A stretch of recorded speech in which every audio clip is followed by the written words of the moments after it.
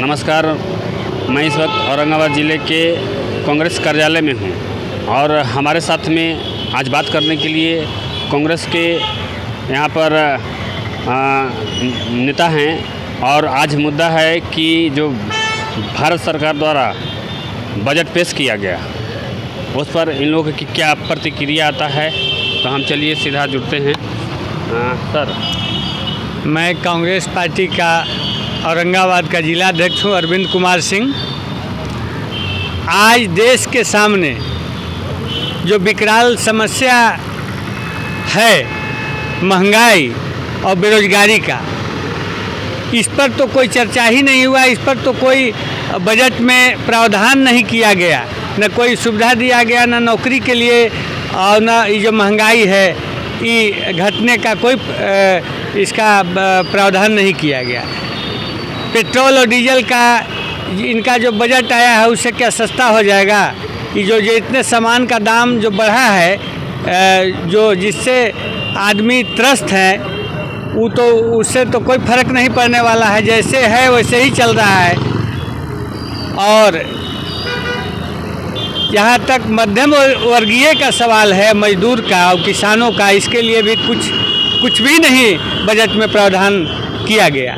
तो कैसे गरीब लोग आगे बढ़ेंगे? ये तो केवल उद्योगपतियों को आगे बढ़ाने वाला बजट है। जो पहले से ही चल रहा था उसी को बढ़ाने की बात निर्मला सीतारमण जी ने कही है। जो ये तो विश्वासघात है देश के साथ, ही तो गलत बात है। राहुल गांधी जी जो कल संसद में जो बोले हैं वो एकदम सही बात बोले हैं। महंगाई बेरोजगारी पर बोले हैं, और जो भ्रष्टाचार है आज हर जगह CID लगाया जा रहा है अच्छे जो नेता हैं उन पर।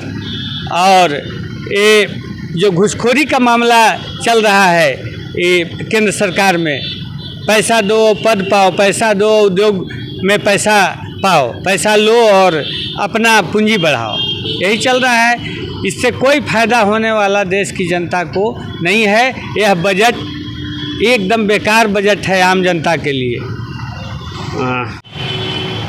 डॉक्टर अक्षय पासवान जी हैं। सर, आप कैसे इस बजट को देखते हैं? किसके हित में ये बजट है? इस बार का बजट अमीरों के हित में है। इसमें गरीबों का कहीं भी कोई प्रावधान नहीं किया गया। इतना ही नहीं बल्कि मध्यम वर्ग के लोग भी इससे अछूते रह गए। मध्यम वर्ग के लोगों के लिए, जो लोग नौकरी में पेशे हैं, पेंशन में हैं, उन लोगों के नौकरी से और पेंशन से और आयकर के छूट की बड़ा मनसा पाले हुए थे, उनको नहीं मिला। बड़े उद्योगपतियों को, बड़े कंपनियों को आयकर में छूट मिल गया। ये बजट हास्यास्पद लगता है। अभी देश की ज्वलंत समस्याएं हैं कि हम मध्यम वर्ग को और निम्न वर्ग को कैसे सुविधा दे सकते हैं जिससे कि ये बेरोजगारी और महंगाई में पीस रही जनता को कोई राहत मिले। इन्होंने ऐसा कुछ नहीं किया, बस सब्ज बाग सिर्फ दिखाया। उन्होंने कहा डिजिटल रुपया, डिजिटल करेंसी आपके यहाँ चलेंगे, मार्च के बाद RBI चालू करेगा डिजिटल करेंसी। अब आप समझ सकते हो कि RBI को तो इन्होंने पहले ही कंगाल बना दिया है, सारा पैसा लेके के तो खा गए।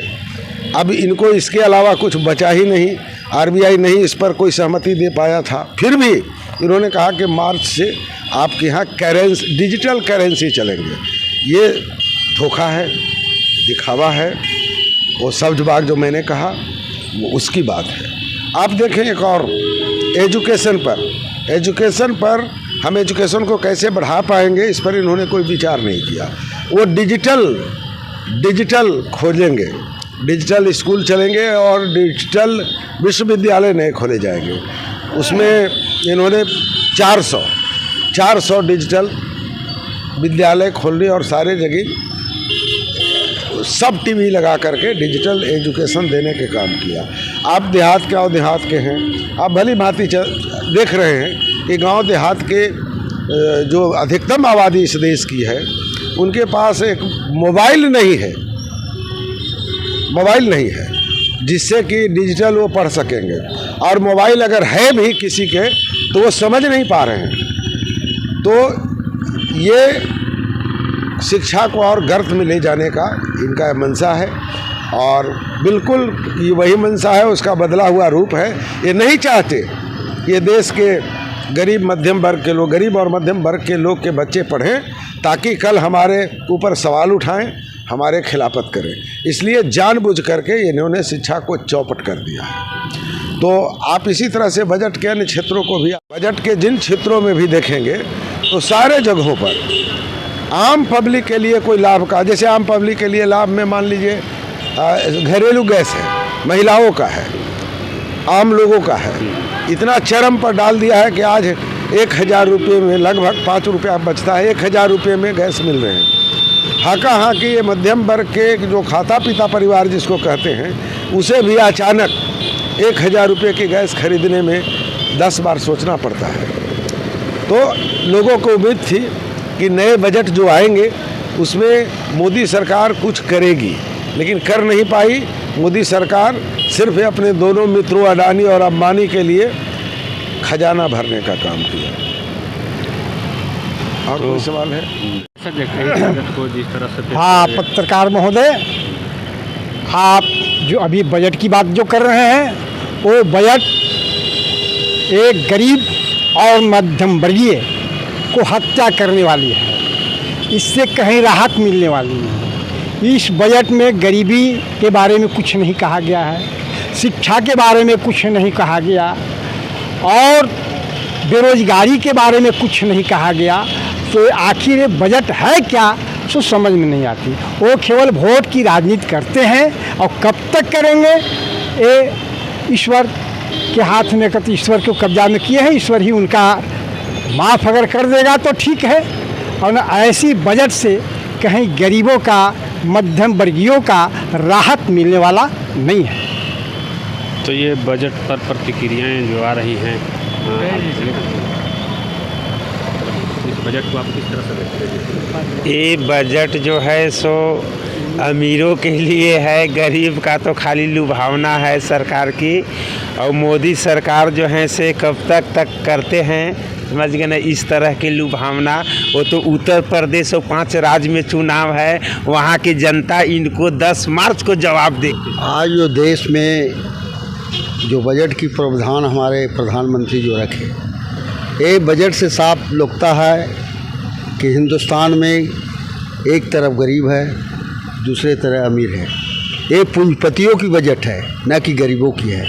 इसमें न शिक्षा की कोई बात की गई, न किसानों की बात की गई, न महिलाओं की बात की गई, न वरिष्ठ नागरिकों की बात की है, जो बहुत दिनों से लालसा में थे। वरिष्ठ नागरिक की हमारी इनकम टैक्स में जो राहत मिली गई, उस पर भी कोई विचार नहीं किया। न कृषि के बारे में किया गया प्रावधान।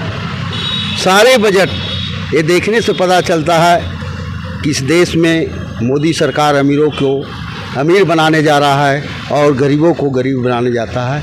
इससे इस बजट से कोई फ़ायदा हिंदुस्तान के गरीब तबके को फ़ायदा होने वाला नहीं है।